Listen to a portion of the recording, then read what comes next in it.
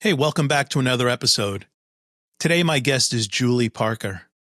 Julie has a great story. Started out as a business major in college, took a 180-degree roundabout, turned around, and got into journalism. Graduated with a degree and jumped right in head first.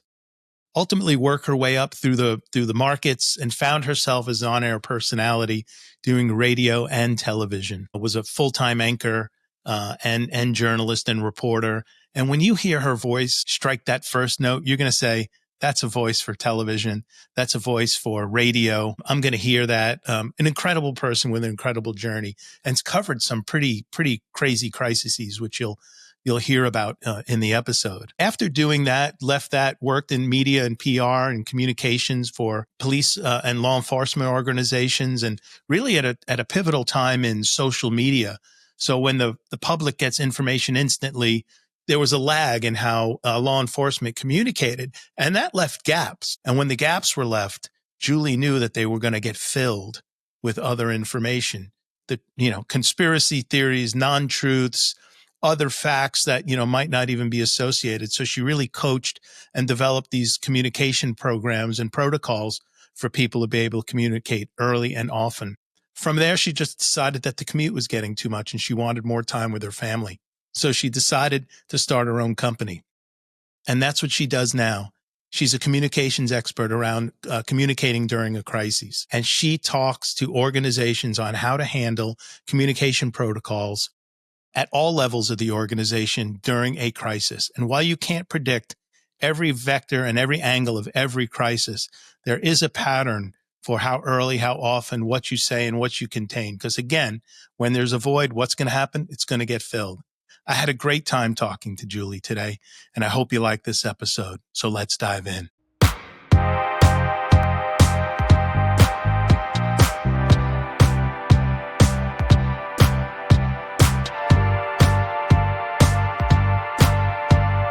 Please don't forget to like, comment, share, and subscribe.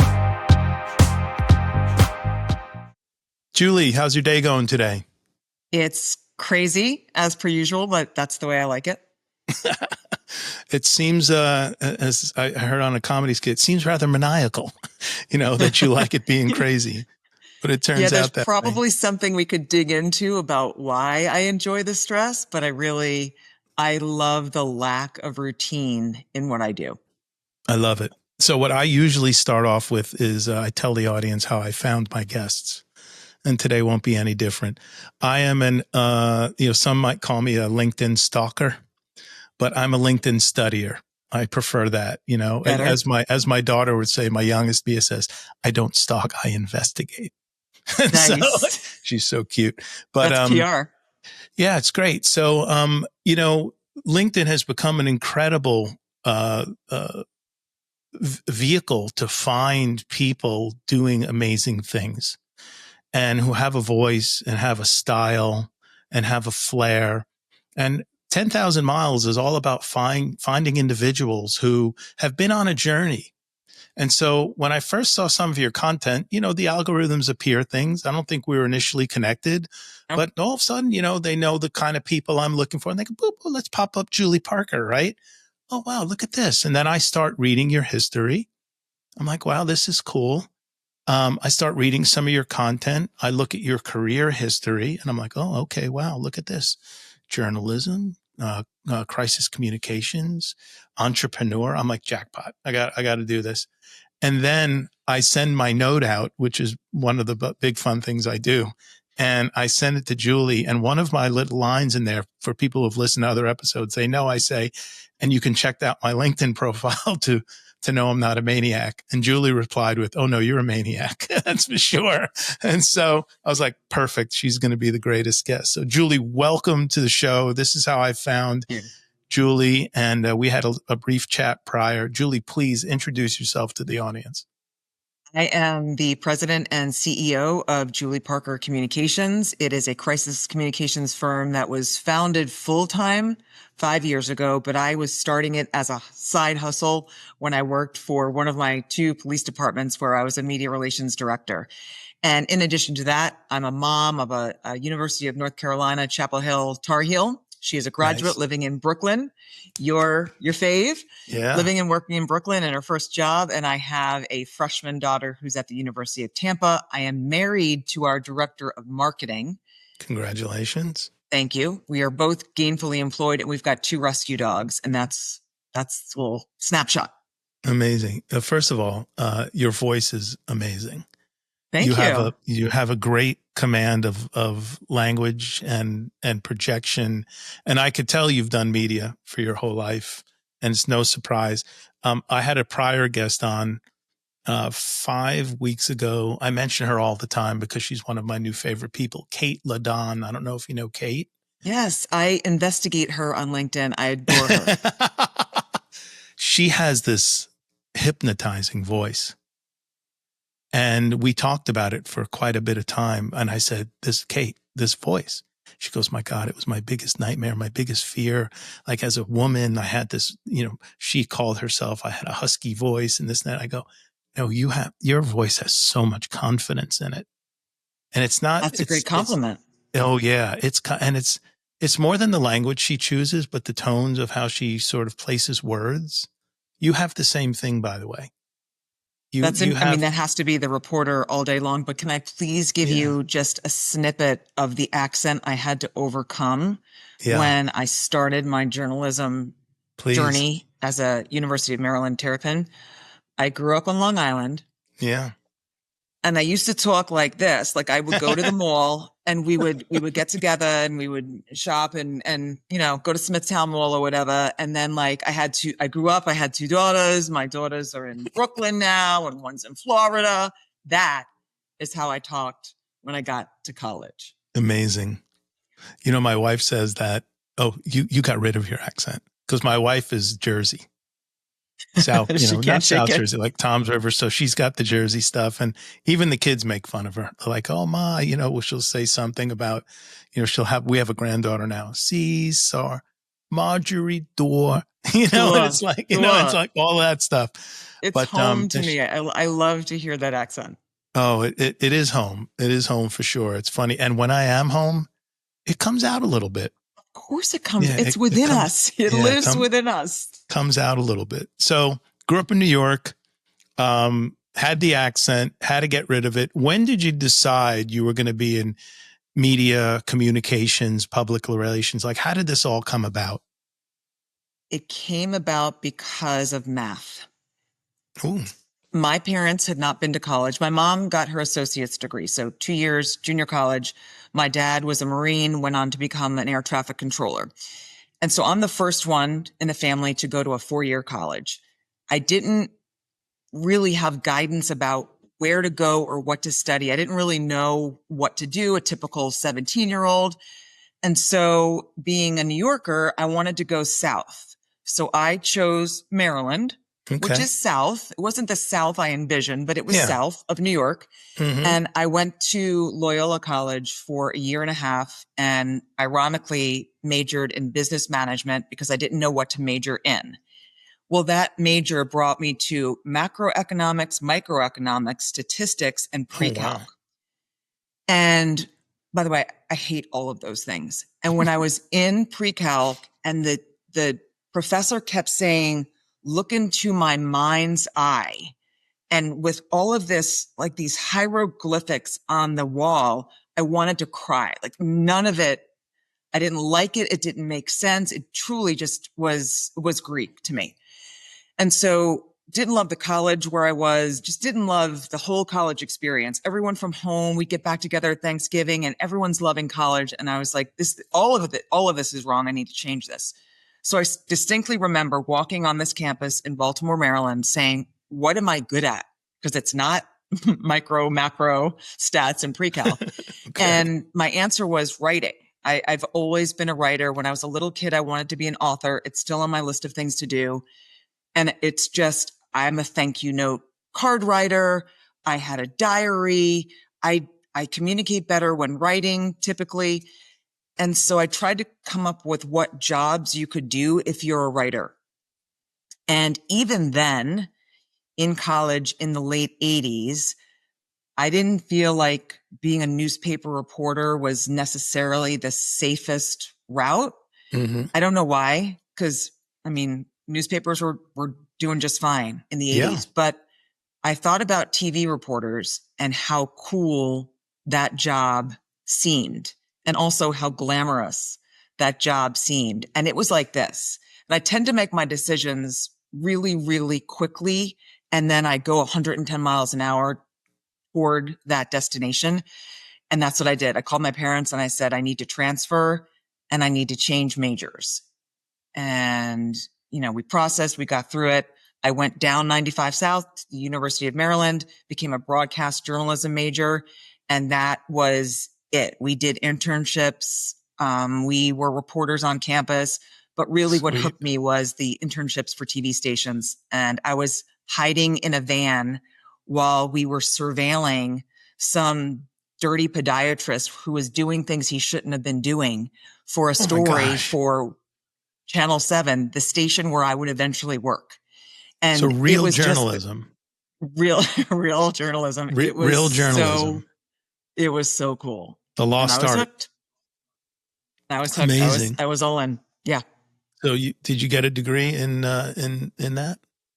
I graduated because there was no math class, and Mm-hmm. I did okay. I spent a lot of time on Route 1 in College Park, at the VU and Bentley's and Santa Fe, working through the social aspects of interacting with people, AKA, going to the bars and the fraternity parties. Sure. And it wasn't easy getting into journalism in the 90s. That you had to create your reel and have a bunch of experience to put on the reel to go work in Alabama or Idaho or pick your tiny TV market USA. And I Mm-hmm. just didn't want to go that route, and wound up starting at C-SPAN, where I spent 4 years learning about how television worked, about politics then. So think about politics in the mid 90s compared to politics today. Bill So my Clinton era. foundation in journalism was, you need to tell both sides. And if everybody's mad, because I think the thought was, if the Republicans are mad at you and the Democrats are equally as mad at you, you're doing a good job if you're C-SPAN. If you're pissing everyone off, you're doing a good job. Mm-hmm. And so eventually I just applied what I learned at C-SPAN into my first on-camera paid television news job in Hagerstown, Maryland, where I made $14,500 Amazing. annually. One of my good customers is in Hagerstown. Really? Oh, yeah. One of my good customers. Matter of fact, I drove across country in the summer. And as my journey took me I drove from Texas to New Jersey. And when we got through and I saw the sign coming up for Hagerstown, I put the phone up and I videoed and I sent it to my customer. I said, I'm following you. I'm here. Yep. Ready for Nice. the meeting. He's like, I'm not in the office today. That's cool. So you had your first on-camera gig. What was that like? There's a phrase called, you're a one-man band. I was a one-woman band, and you did everything. You wrote your stories. You reported on your stories. I anchored. I edited. I broke a couple of those really, really big, heavy, back in the day TV cameras that probably cost $20,000. Wow. Two. I broke two. Remember, my salary was $14,500. So I did that for a while. And then I decided to go to the Washington, D.C. TV market, which was a huge jump. And I was going to go as a writer with my fingers crossed that I could eventually make my way on air. Mm-hmm. And I did that. I spent 4 years at News Channel 8. And then I went to Channel 7, the ABC affiliate in Washington, D.C., and spent 9 years as an anchor, reporter, substitute anchor. I had a sports talk radio show and a sports talk TV show. And you're a sports gal. Sports news, because nice. I don't like to sit still. I always want to try something new and different and see if I can be semi-decent at that. Okay. And then eventually try something new. That's so cool. So how many total years as a journalist, and we'll include writing on, off camera, all of that? If you count C-SPAN, 17 years in news. Wow. Yeah. Amazing. That's a career unto itself. I learned a lot. And that was a time where think about this. I had just covered Michael Jordan as the owner of the Washington Wizards in downtown DC. Okay. Got in the car, drove to the newsroom, past the Pentagon on this gorgeous September morning, walked into the newsroom and saw the second plane hit the World Trade Center tower. And then in a few minutes, the newsroom is insane. The phone calls aren't going through. Everything is just, it's crazy. It's crazy. And then on the anchor desk a few minutes later and talking for 4 hours about a piece of our history. Amazing. It's a front seat to, oh yeah, to history. Yeah. that's intense. That's Yeah. completely intense. What was that day like for you? Did you realize at the moment what was happening?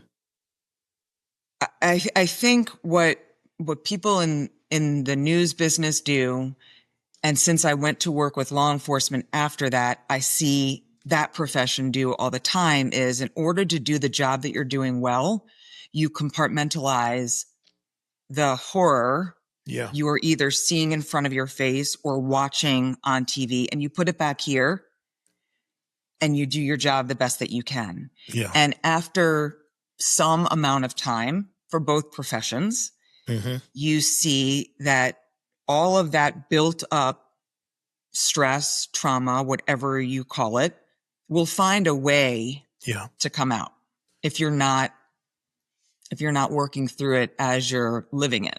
Incredibly difficult in those industries. And the stoicism, if you want to call it that, but that compartmentalization. I mean, that I never was in those fields, but it happened to me when my mom passed away. Like I was a rock when my mother passed away. She was diagnosed with stage 4 ovarian cancer at 60. Pretty much says she's got 3 years if she's got a shot. We went through the roller coaster of chemotherapy, being treated at Sloan Kettering in Manhattan. So we felt like we had her at the best of the best place. And all of us, our family, believers that she was going to be healed. She was going to be the one in 100 fight it, 1 in 100, 1 in 100 beat it.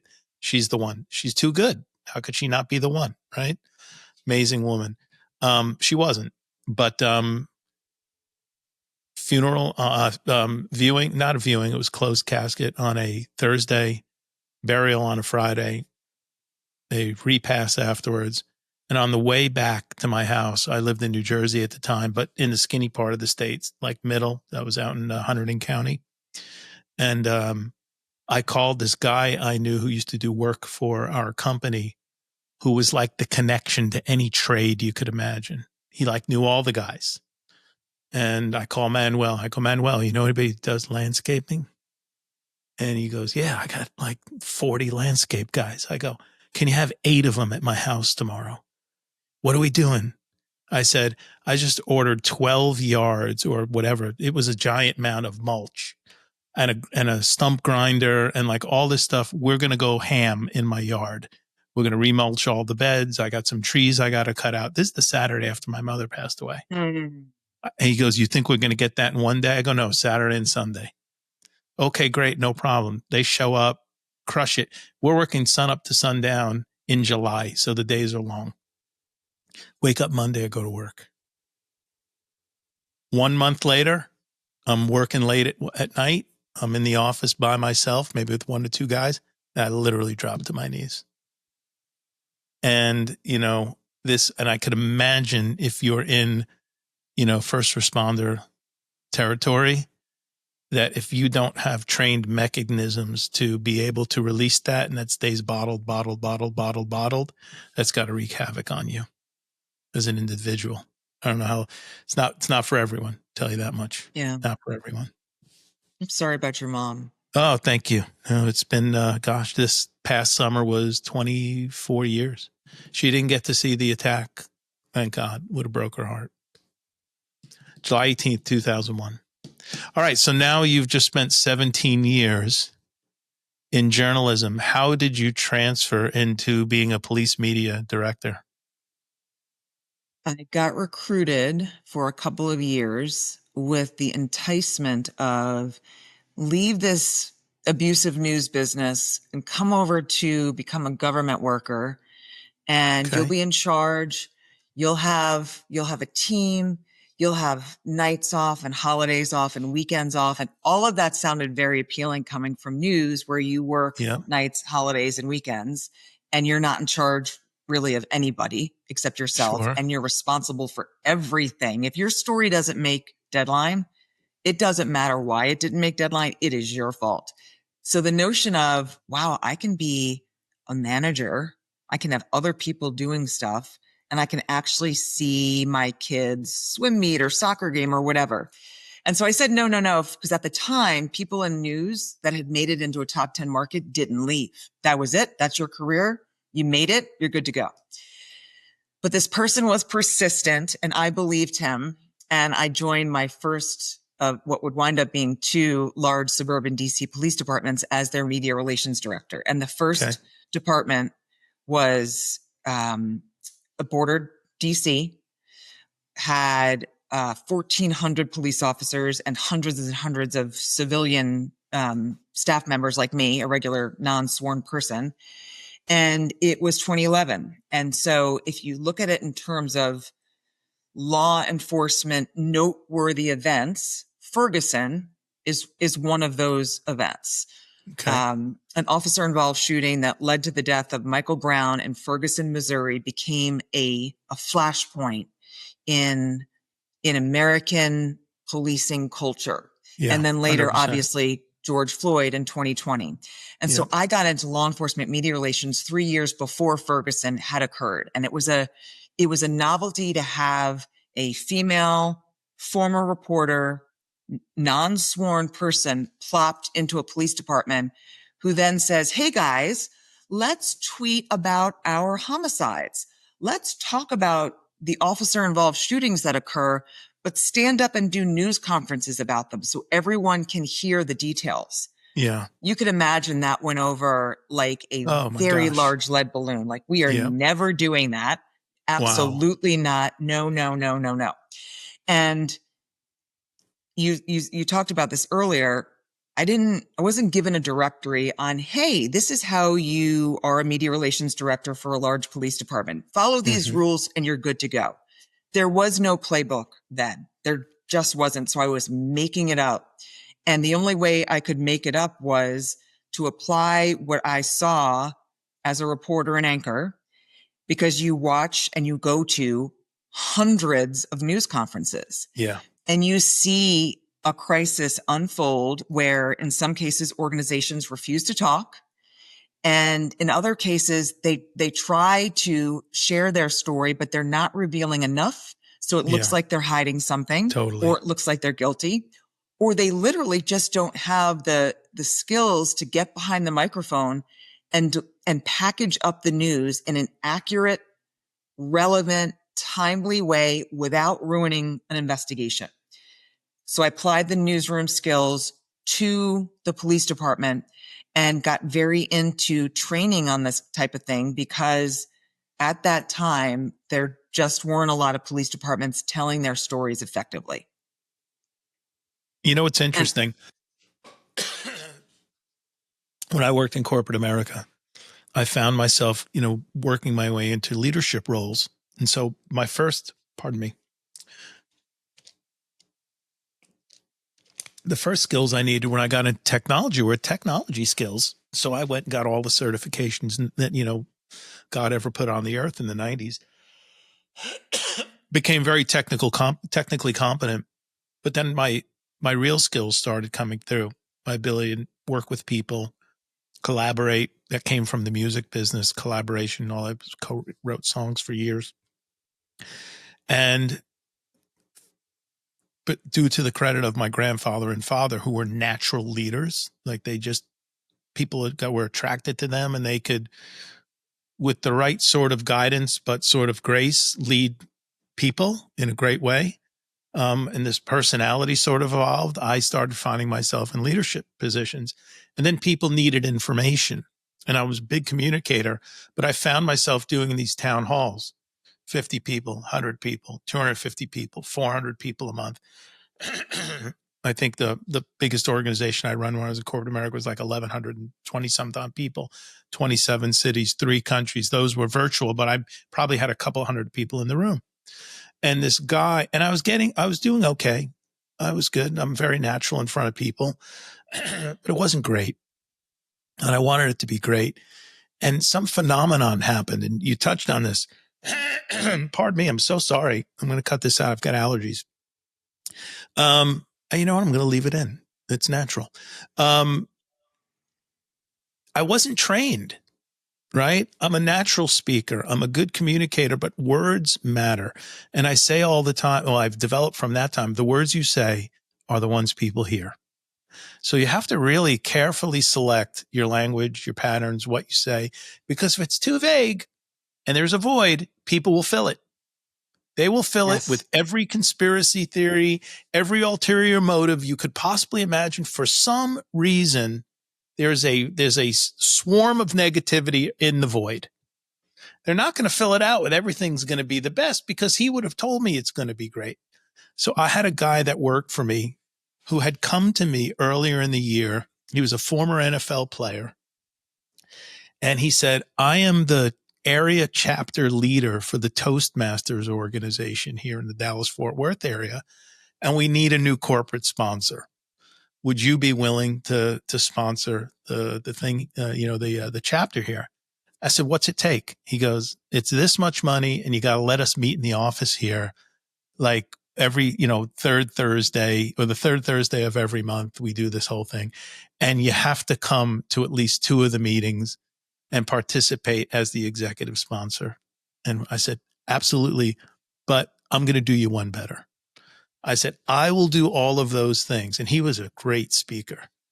And I said, I will do all of those things if every time I have a town hall, you are seated to the side, you are in the room, and you are quietly taking notes. And if I'm done at 3:00, 3:15, you come knock on my door. I'll knock out the next 45, lock out an hour after the town hall. And I want a scorecard. Nice. What did I do well? What did I do with my hands? Where was my eye contact? Did I have crutch words? How did I use language and how did I prepare? Did I seem confident in the message? Did I lack confidence in certain areas? And he goes, can I be honest with you? And I said, now, or I said, always, but no, he goes, no, do you want a legit grade? You're my boss. You're going to whack my bonus at the end of the year. Yes, I will. I said, I'm going to whack your bonus at the end of the year if you bullshit me. Right. And this guy, Troy Reamer is his name, by the way, just a fantastic guy. Troy, really, I give him a lot of credit. He helped me. And he came in and he scored me and he'd tell me what's going on. And he helped me develop the one key in public speaking that I think is a confidence builder. And now when I hear people who don't do this, it's like somebody is, hitting a gong next to my ear. It's being comfortable in the silence.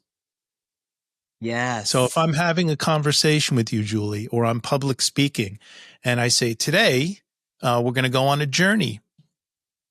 And on our way, people fill that space with, and it becomes a droning sound like somebody hitting the bowl. Boom, boom, boom. You have to be comfortable in the silence. It's okay. You can't rapid fire. You have to breathe. You have to pause. You have to take a minute. Now, I'm not on a news feed where I'm pop, pop, pop, pop, pop, pop, pop. I'm doing that. I'm doing a 45-minute to 1 hour presentation. I have to have these bends and these curves and these arcs. I was very fortunate to have that guy within my reach and be able to do that. The point I'm trying to make here is that people go to the academy. Do they get communications training? Or do they become, you're like, duh, Vic, you already know the answer. They become policemen. Do you think they do? Yeah, they become cops. They're forced out into the field. They get promoted by either deeds or service or time or accomplishments or big cases or busts. And they go up and they're detective and they go. And then all of a sudden they're in front of the podium during giving information about a murder or a tragedy or something like that with no training. Let me tell you about that. All right. It's We a long worked, story for all that. So thank you for amusing me. we worked to try to get some time at the academy so that we could teach these brand new, soon to be police officers, hey, the media is not your arch enemy. Stop, like, get this out of their brains, because that's what they're taught early on. At least that's what they were years ago. I bet there are still plenty of departments today where they are taught media bad. And so when that becomes part of your culture, what are you going to do as an officer when you see the media? Media bad. I fought for it and got 30 minutes to give them some semblance of media relations, social media training. 30 Wow. minutes, because everyone is vying for time at these academies. But what happens as they continue to rise up the ranks, at some point, I'm not sure if it's officer, master police officer to detective, detective to sergeant, sergeant to lieutenant, lieutenant to captain, somewhere in that process, depending on the size of the agency, they have to have an oral interaction where they are faced with, hey, I'll play the role of a community member.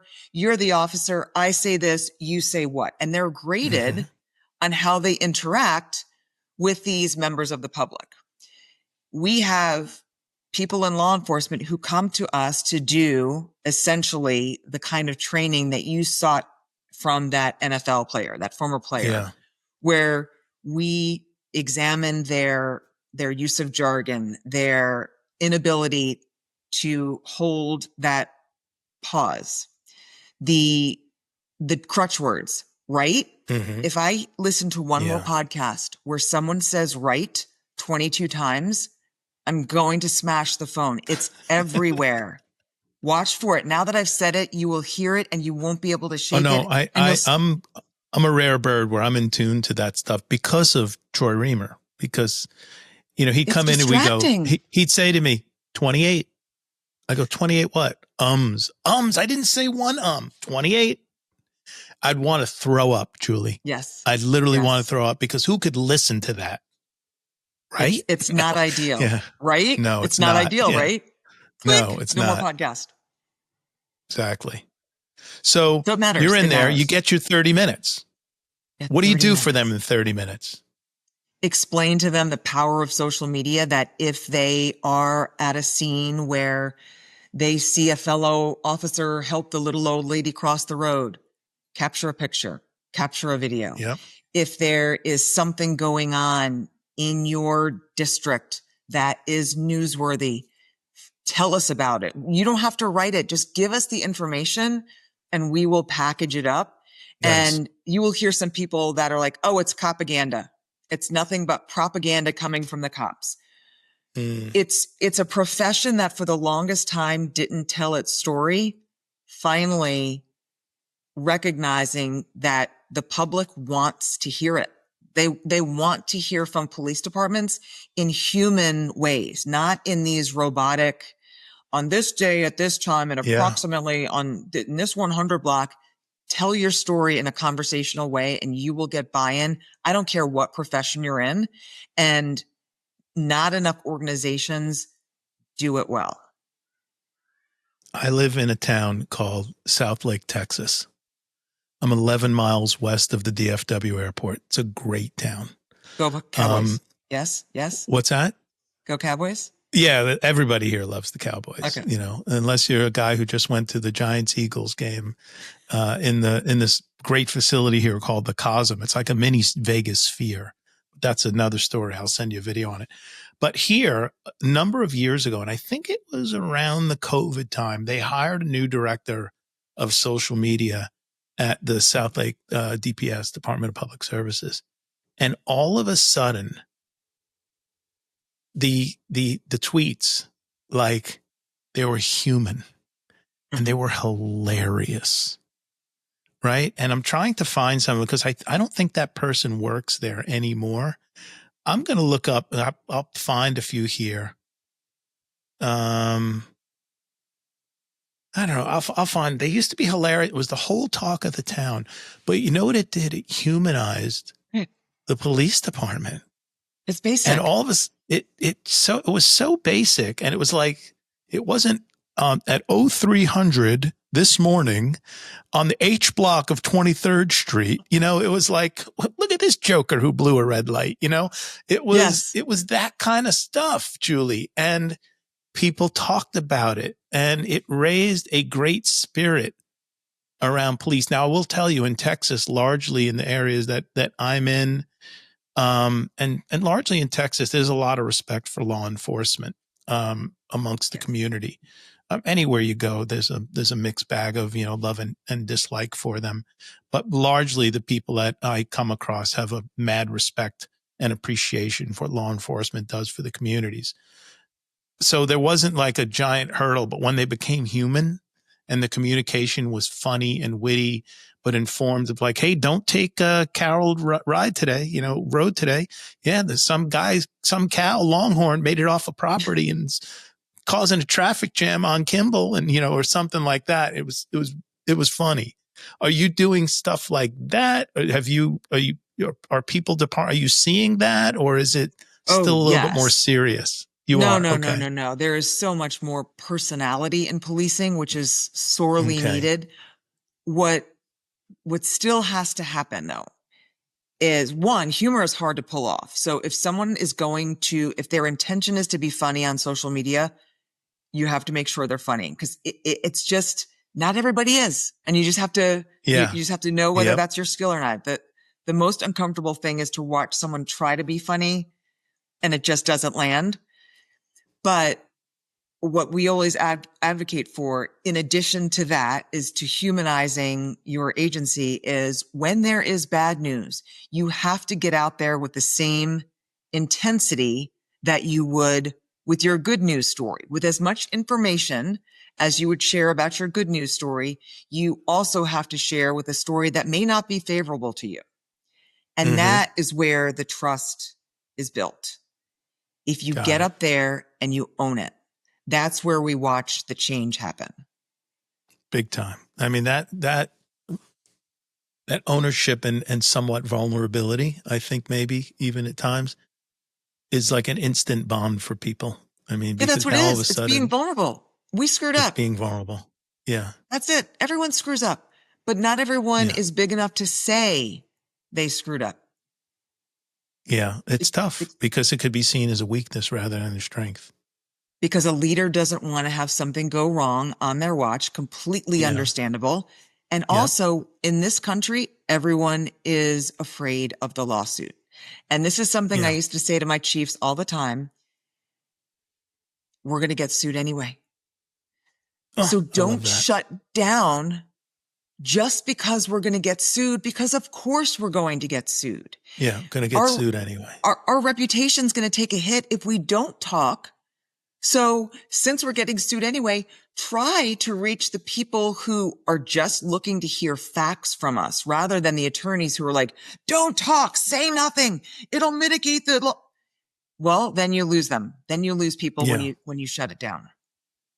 Crazy. I found a couple of things. These are not quite as spicy as some of the things that used to happen, and you'll see why in the second one. It says, hey, heads up, lane closure. We had a 2-car crash at South Lake Boulevard on Whitechapel involving a pool supply truck. Man, what a mess. There's chemicals and pool acid all over the road, and we're cleaning it up while the wreckers are on their way. Be safe. More social media like a little approachable, not quite as humorous as the last one. Here's another one. Hey, have you seen the new South Lake traffic signs? No, Nathan Fielder isn't in charge of our social media video these days. It's just that our brainstorming bonanza never stops working to keep you safe and aware and educated on our streets. Approachable, Normal, right? approachable. Normal, very normal. I want to Like, give you an example. Hold on. please do. This guy has me laughing out loud at a police department page. Again, you got to be funny if you're going to try to be funny. Yeah, totally. And he is. Hold up. See, the most recent one. Parents, please stay vigilant this Halloween with your kids' candy. Fire department applications have been spotted inside them. And this is from the police department. That's cute. That's cute. Greensboro Police Department in It's North great. Carolina, the state in which I am, they've got some great content. It's great. This is how you engage. This is how you rebuild trust in the community. And this is because this is, first of all, we need the law enforcement. And I just never understood. Well, I understood the distrust. I get it.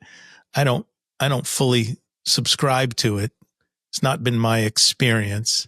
Got family that's been, military and law enforcement. But what would the state of the state be like without them?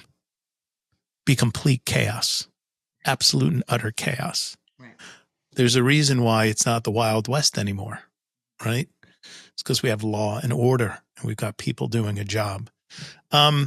You made your way into working for the police department. And how many police departments did you work for before you launched into your own business? 2 full-time. Okay. Prince George's County Police in Maryland and Fairfax County Police in Northern Virginia. Neat. I got a question about the Fairfax County one. I had it written down here and I want to make sure I ask you. Oh, you expanded their social media following and engagement. Tell me about that experience and what were there measurable outcomes or results that you got from doing that? I think the key stat from Fairfax that just really surprised me. One, when I got there, they were at 100,000 followers on Twitter. It was Okay. Twitter at the time. That is an extraordinary number for a police department. You are competing with, in telling your news, you're competing with the Washington, D.C. media market. Wow. And I would say some of those TV stations probably, at least at the time, had 2, 3, 5, 700,000 followers. So to have a police department with that strong a presence was already noteworthy. And I walked into that gift. Okay. We had a large team and we focused on social media as our number one way to get out news. I think in the past, media had been number one.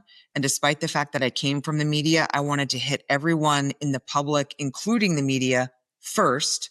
So we focused on social media first, and then we worked with the media second. And we went from 100,000 to 250,000 followers in the 2 years that I was there. And Huge. It's not a popularity contest, but all that does is bring more eyes on your platforms when you're sharing your news. And I go to a dark place all the time. I'm always worried about what's the worst thing that can happen. Okay. Well, whatever that worst thing could be, whether it's 9/11 or the Beltway sniper or whatever, if you are already known to people as a place to go to get news, the fact that we went from 100K to 250K matters because that's more people who may have eyes on your platforms when you need to get them critical information. Absolutely. That's a nice accomplishment. What was the population of that county? 1 million. Wow. So you had 25%. That's a big deal. That's a good number. On that platform, yeah. That's a big number. When did you decide you wanted to launch your own firm? How did that all come about? Say, and anyone who is listening who lives in the DC area or LA or New York or maybe even DFW, I don't know about the traffic there, but if you're in a place where traffic is a top 5 complaint, like I was living in Montgomery County, Maryland and commuting to Fairfax County, Virginia, Mm-hmm. it was not unusual to have an hour and a half commute one way. Yeah. And then when it was time to go home in the afternoon, evening, a 2-hour commute to get home. And 2 years of that, it just became, I would just sit parked on the American Legion Bridge, gripping the steering wheel. Like there has got to be a better way. This is an insane way to choose to live. And the chief was great. He's like, go home. You work all the time. You know, you can work from home, but this is pre-COVID and the notion of working remotely, people just thought you were getting your nails done all the time. Yeah. And I didn't want that optic. Like I'm not working when really I worked more than I ever should have. So I started thinking about, could I do something with all of this crisis communications knowledge I learned. And that doesn't mean I'm an expert. Like, there were mistakes made along the way that matter, that if I go train somewhere, I'll share some of those mistakes so that people learn from my mistakes. I think too often we, of course, want to show off our successes and our highlights. And this, we went from 100,000 to 250,000, but the missteps, I always learn from those even more than I learn from the positives. I don't know what that says about me, but I think the fear of making a mistake is so deeply ingrained that when I learn from people, I always listen extra hard to the don't do this. And that's what I sought to help people as part of the training that I did then. And we continue to train all sorts of organizations across North America now. We've expanded into Canada. Personally, I'm hoping for Spain, Italy, et cetera, just to broaden their knowledge and to get me back to Spain and Italy. But I really, Yeah. Well, it's life by design, Julie. That's yeah, fantastic. yeah, When you talk about fear and negativity, I didn't personally do the research, but I was a big Tony Robbins guy for many, many years. And he has world-class research. I mean, he's done great stuff. And the thing that's always popped off the page there is that, statistically speaking, fear has always been a stronger and greater motivator than, pain versus pleasure. The shift is to try to switch that, right? Be more motivated by the positive outcome than you would fear, because fear is it's got a stronger magnet than the positive side. But once you're able to flip it in your mind and you move towards it, you can train yourself for that to become the stronger magnet. So I was on a plane coming back to Texas, sitting next to this couple. And, where are you from? This whole thing. Oh, we live in Dallas. What about you? Oh, I live in South Lake. Oh, you don't sound like you're from Texas. No, I grew up in New York, lived in New Jersey. Oh, yeah, I grew up in New York. He goes, she's from Dallas. Yeah. And I go, oh, where do you live now? Oh, we live here. And I have, oh, yeah, I live here. I did this for a job, this and that and the other thing. The short story is, and I'll make it very short, when you grow up in the environment where you're commuting all the time, so if you live in the New Jersey area and you work professionally, there's a good chance you're traveling into Manhattan every single day. That's a beating. It's a beating. My brother did it for 35, 40 years, but when you're there and you're moving and grooving and that's where you live and that's your life and your people there and everything, this is it. That's the gig, right? So the story she told was they met in college. They lived in the city. They had a child. So they moved outside the city because they didn't want to raise a child in Manhattan. Then they moved to Connecticut, and then he's spending an hour and a half, 2 hours each day in public transportation, getting to and from work. And she wasn't seeing him. And she's like, right. What are we doing? This is not how her dad was an attorney. He was an attorney.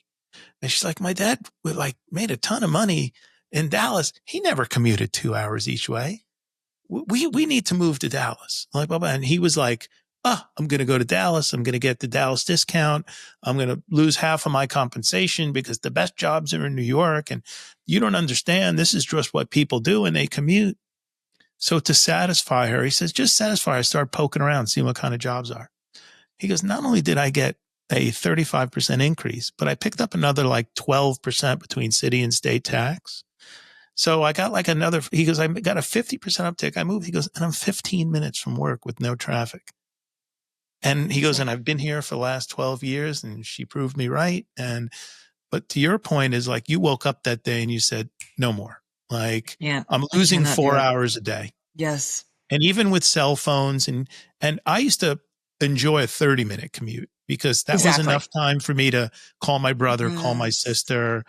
Or if I just wanted to turn it off when I walked in the house, I was like, I didn't have the day on my shoulders.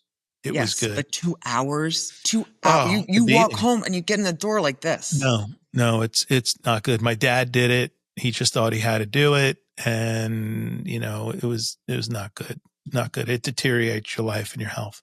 So you decide to launch. And I work remotely. I worked remotely in Maryland, and it was crazy to watch. To watch the first snowstorm as a non-reporter. So working for a police department and you don't go out in the snow and cover it. That's so weird. That's all we did in DC. Yeah. Then to leave the police department to be at home working on my business and see something major happen in law enforcement. Well, I still have that connection. I still was working to get clients for our crisis communications work. And I've learned that people don't necessarily know what a crisis is because the definition varies so widely. Why don't you tell us? That's a good segue. Your version of a crisis, Vic, may be very different than mine. And every organization, depending on their penchant for risk, it really depends on, I'll put it this way.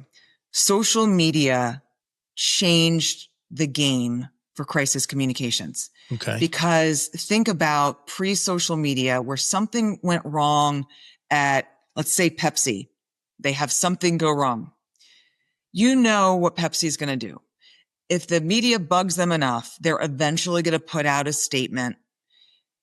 For a while, you didn't even see CEOs. At some point, you started seeing CEOs on air, on social, because when social media became what it is today, where customers and that audience would run down a business, they would put so much pressure on Pepsi that Pepsi had to respond. Yeah. And crisis communications, just the response had to change based on social media. And so because I started with law enforcement and helping with reputation management, as social media was really taking off, I have this very vested interest in watching how a crisis will play out, both on the traditional media, but mainly right here, because this is where our crises unfold. They unfold on our phones. They unfold in front of us. And I was working part-time for the International Association of Chiefs of Police.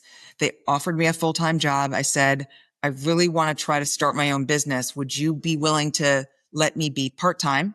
And then for the other 30 hours of a week, I'm going to try to run my business. And they said yes. And it was exactly what I needed. It helped me help them with media matters and social media. And it helped me have this anchor so I could start to grow the business. And at the end of February 2020, I finally said, I need to see if I can do this on my own. And I said goodbye and thank you to that association. And March 10th, 2020, I got a phone call from a large county government saying there's a very weird virus starting to come out, and we don't think we're ready to handle whatever this might become. And that was my first crisis comms client, and that lasted more than a year. I was going to say you were in. Wow. So I was going to ask you, and maybe we can choose that, but I wanted to talk about some high profile cases. And I had a note here to talk about the Kansas City Super Bowl parade shooting and, the evaluation of crisis messaging approaches. You could choose to tell me about what it was like during COVID, but I want to talk about like a big event that happened that you had to manage to, where you had to pick a lane, and let's do it. I'll give you one. So while I'm working for that county government, as COVID is continuing, but it's started to, it sort of ebbed and flowed. It was January of 2021. I'm home working on this client, helping them with COVID crisis comms. And I'm watching the news and I'm seeing something unfold at the Capitol, United States Capitol. And it's growing and it's growing. And what is happening? And all of a sudden, all eyes are on Washington, D.C. and the Capitol. And it's January 6th, 2021. Okay. And I don't work for a police department at that time. I'm running my own business and I'm helping this county government with COVID. And I watched that unfold. And naturally, I had worked for 2 police departments in the past. And so when I watched January 6th, this is the way that I watch any crisis. Okay. I'm looking at my TV right now. I watch to see what's happening on national news, and I scan social media like crazy. And I always go to the source. So in this instance, the source is the United States Capitol Police.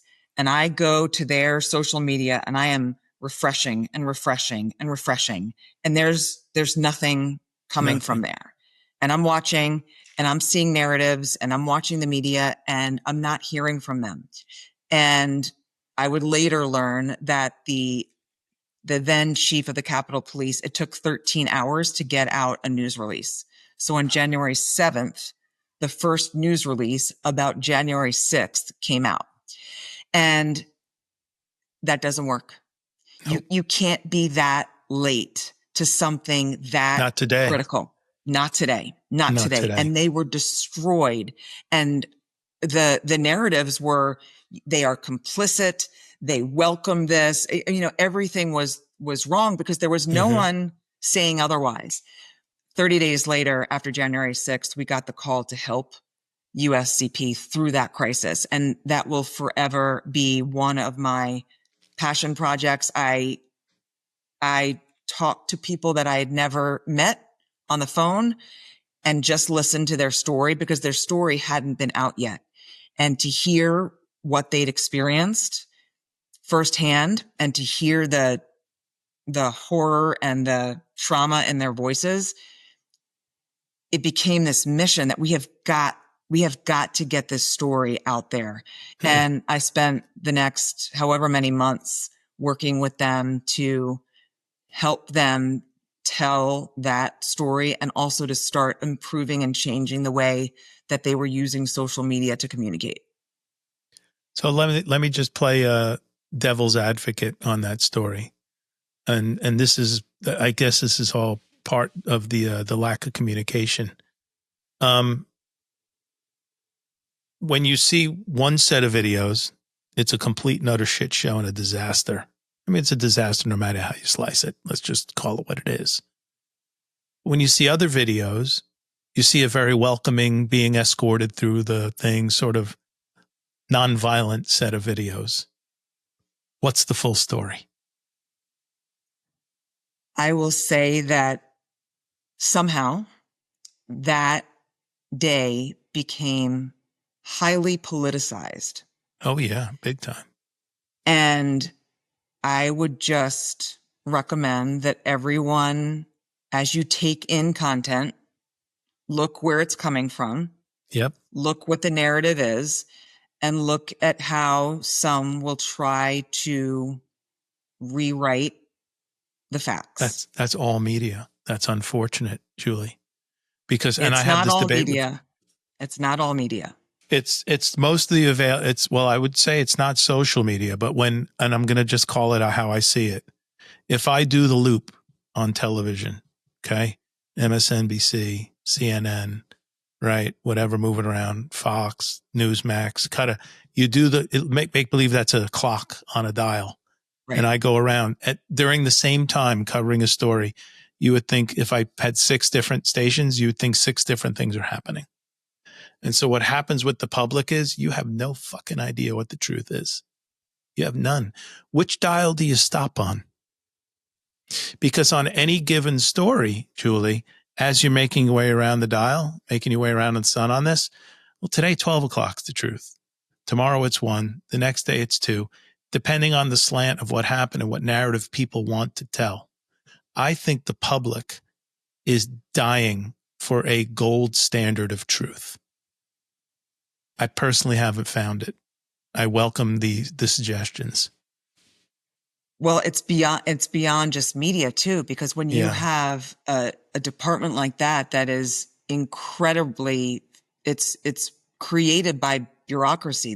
Think about how many bosses there are. Oh, ridiculous. For that department. And you've got politics at the time, 2021, but I think we're very similar today, where it is so divisive that you've got to find the sources that you believe in and recognize that there will always be ulterior motives. I just think this just reinforces the fact that you have got to have a plan. I don't care if you work for Delta, United, Southwest, Pepsi, Sprite, whoever you work for, you work for a private high school, you work for a major university, you work for a tech company. What is your crisis communications plan? And does that plan involve someone in leadership speaking as quickly as possible? Mm-hmm. Because with when there's a vacuum, you said this earlier, Yeah, it gets everyone is filled. going to rush to fill that Yeah. with With their whatever their bias. motives are. Right. With their Right. bias and motives. Yeah. Right. By the way, I want to go on the record to say that if somebody were outside of my front door of my house, whether I opened it and you smashed my window in, game over. To me is like disaster, like not welcomed, not wanted, bad. What happened at the Capitol was bullshit, was completely wrong. Laws were broken. Bad things happened. I couldn't imagine being a Capitol Police person. I mean, honestly, I don't know what the Capitol Police really does day to day, but it's not like they're working in an inner city where they're dealing with, murders and drug lords and all of this stuff. It's a very important gig, but I see it as like you're on guard with less incidents, if I have that right. For them to expect that, how Right. could they? I just think they're not expecting that. Who would Right. storm the Capitol?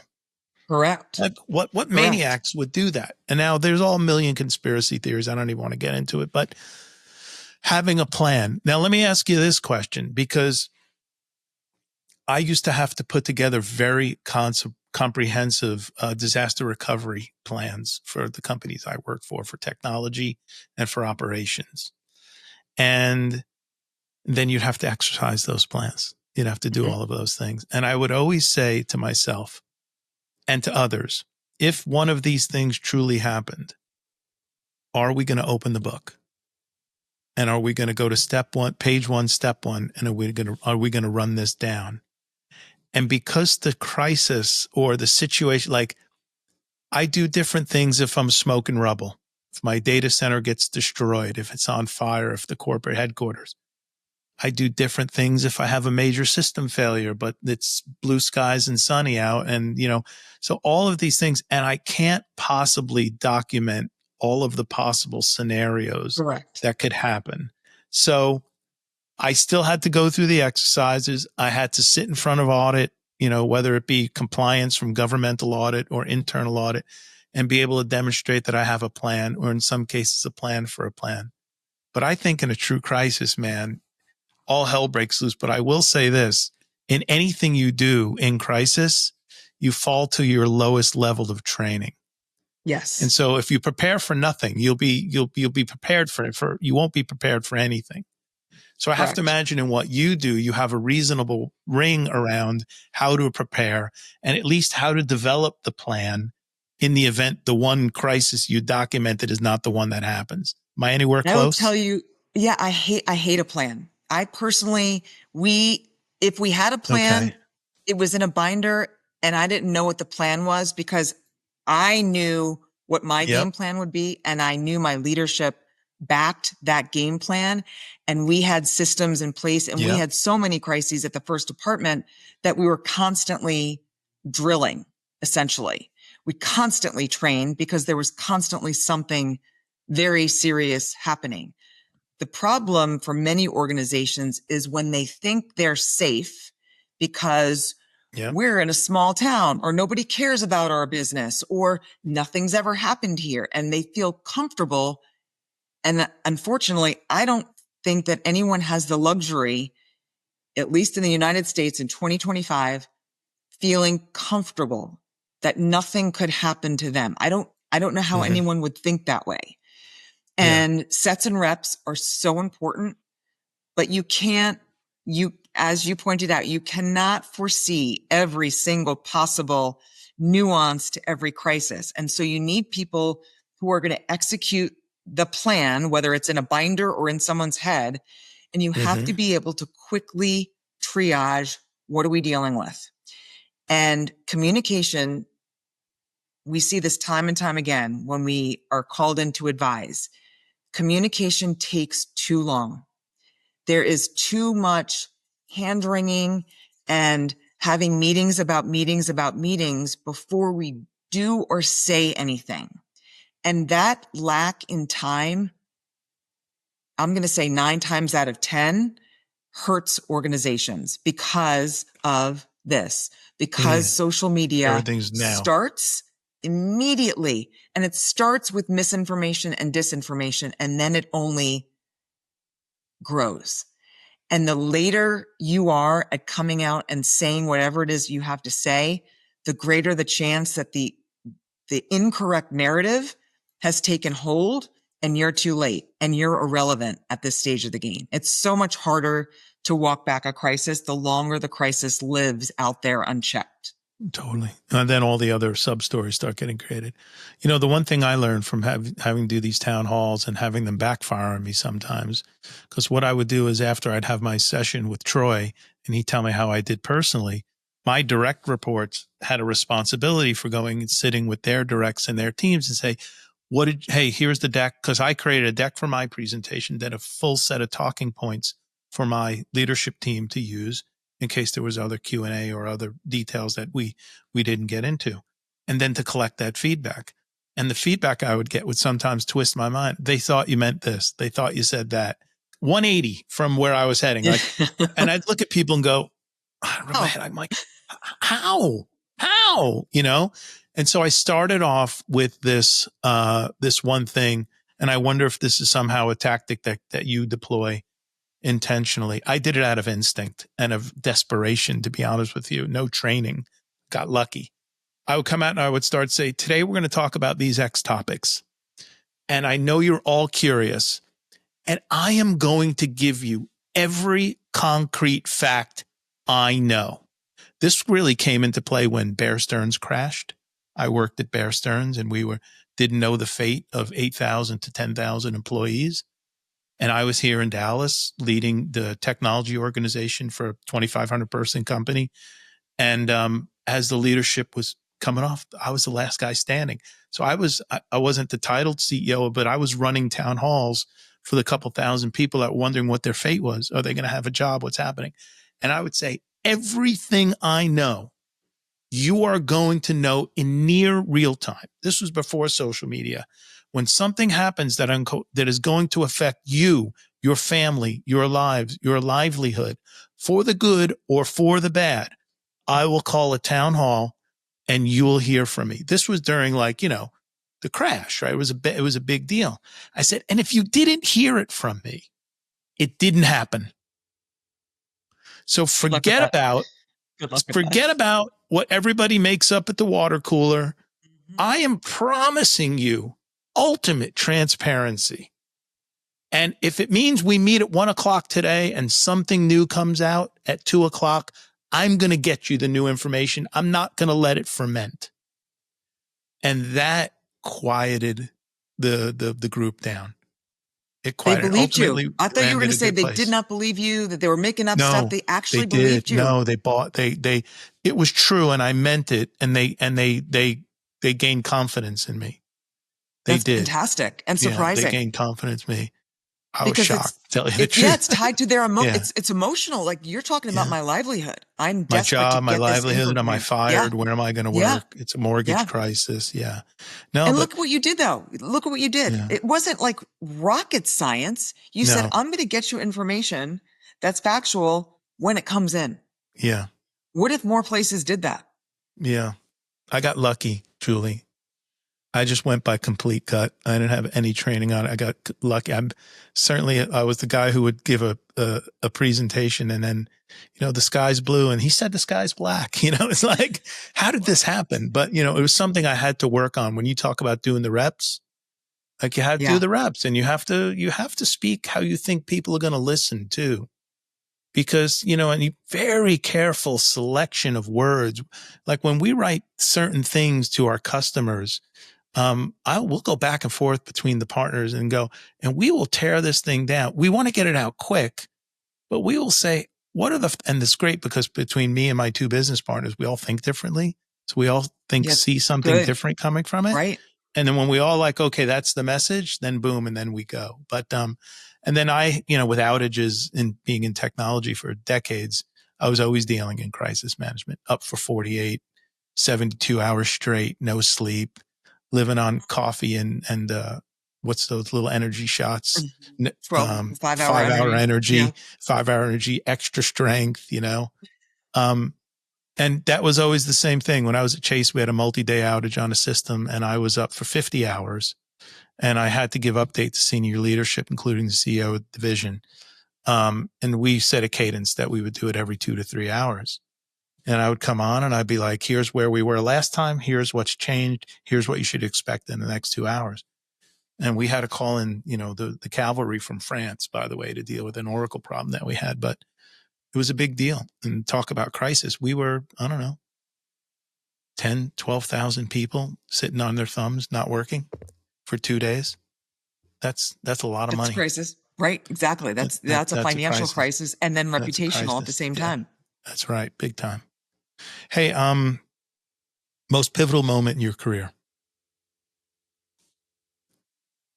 Depends on how you define pivotal. How you define it is what I want to know. Well, I will say from the crisis comms perspective, January 6th was one of them. Okay. As a reporter,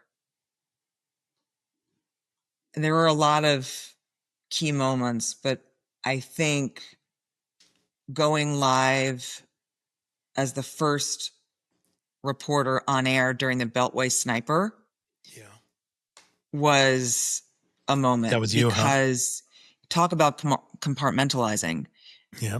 It was occurring in the county in which I lived. And there was the rush to be the first station on air.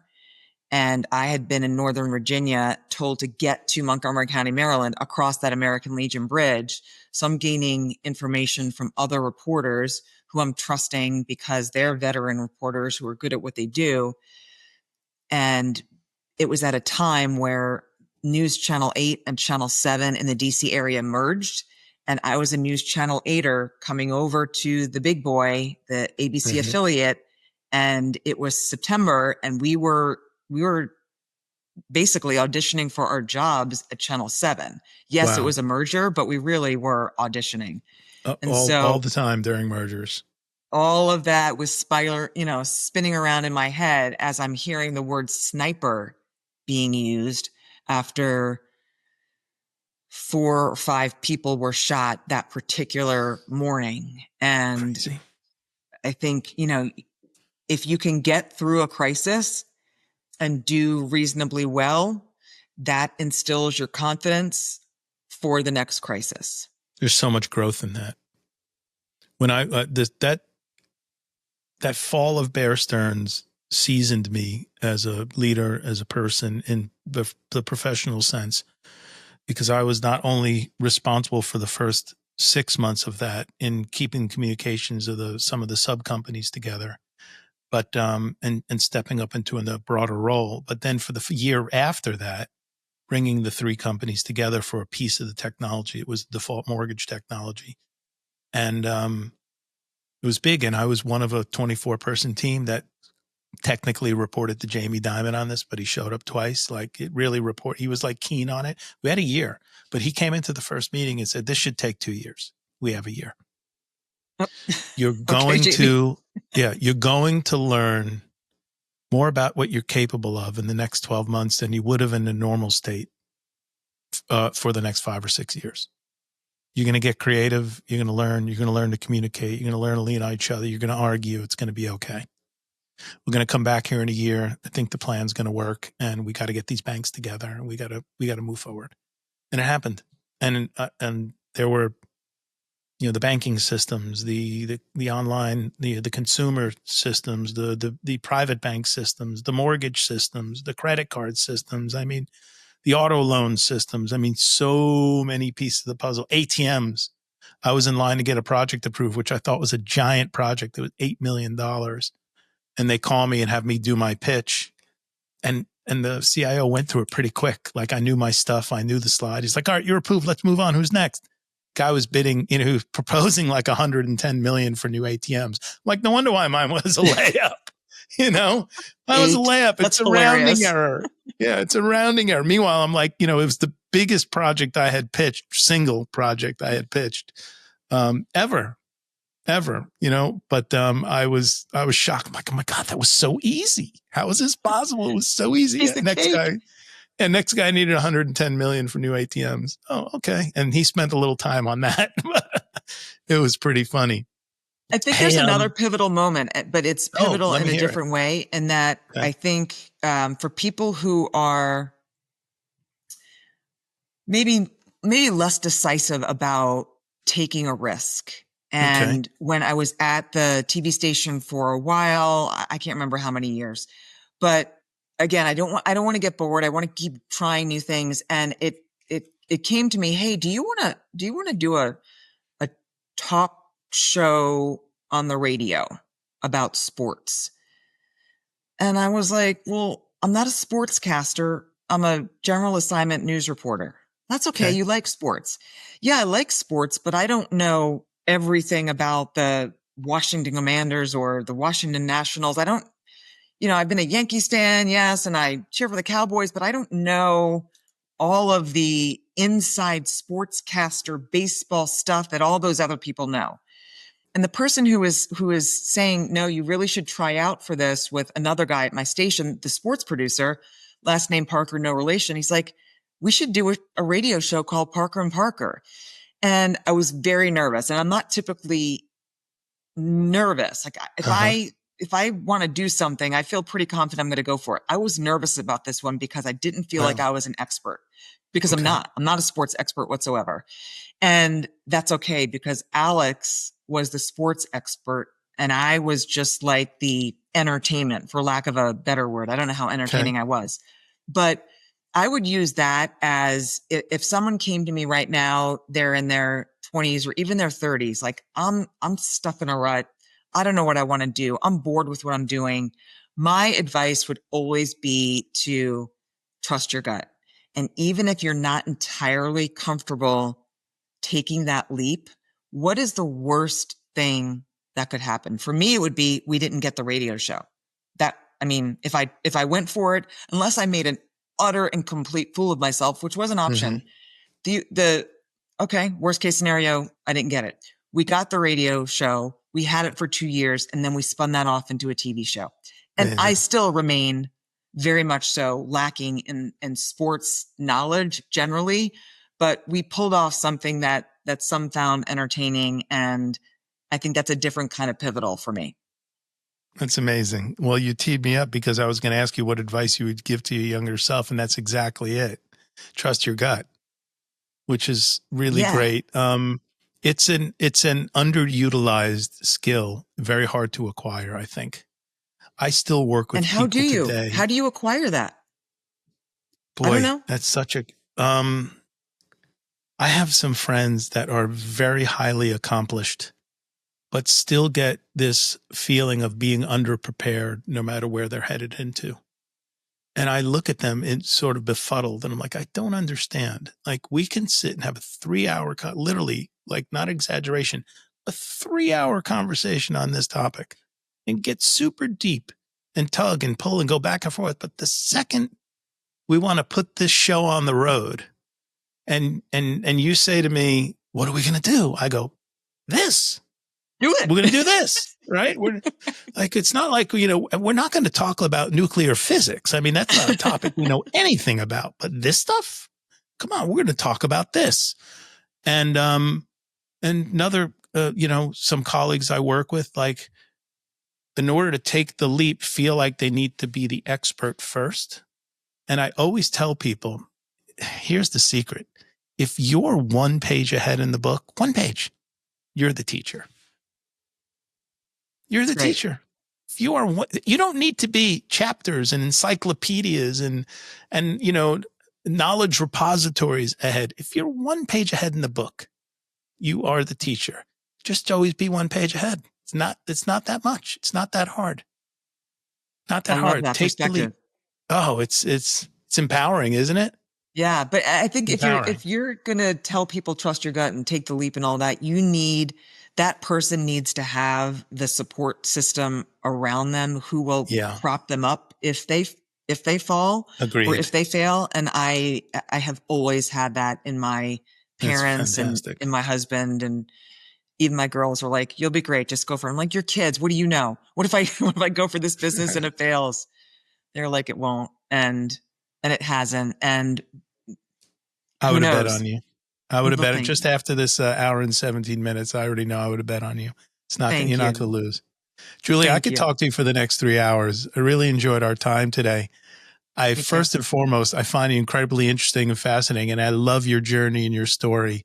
Um, when I told you the tone of your voice had confidence and the language patterns and the way you speak, I'm not surprised why people are attracted to hiring you for their business. You Due to bring the a voice. comfort. What's that? Due to No, the no, voice. it's the whole package. It's the confidence. It's the way you deliver it. It's how you deliver it. Smile, serious, in, out, like all of these things I'm observing. They're confidence builders. So I'm not surprised that you're having success and you're going to have 10x in the years to come. So congratulations on launching this business. Thank you so much for sharing your story with the audience and me. I'm a big fan. Tell people who may be listening how they get in touch with you. I'm going to put all your links in the description section, but I like them to hear it. I'm super active on LinkedIn. That's how you found me, just under Julie Yep. Parker. And our website is julieparkerco.com. Odds are good if you follow me and DM me on LinkedIn, I'll get back to you probably within a few hours, unless I'm asleep. Wow. All right. Well, have a great rest of your day. Thank you so much. It's been a real pleasure. Thank you, Vic. Good to see you. Take care. You too. Bye. Bye. Please don't forget to like, comment, share, and subscribe.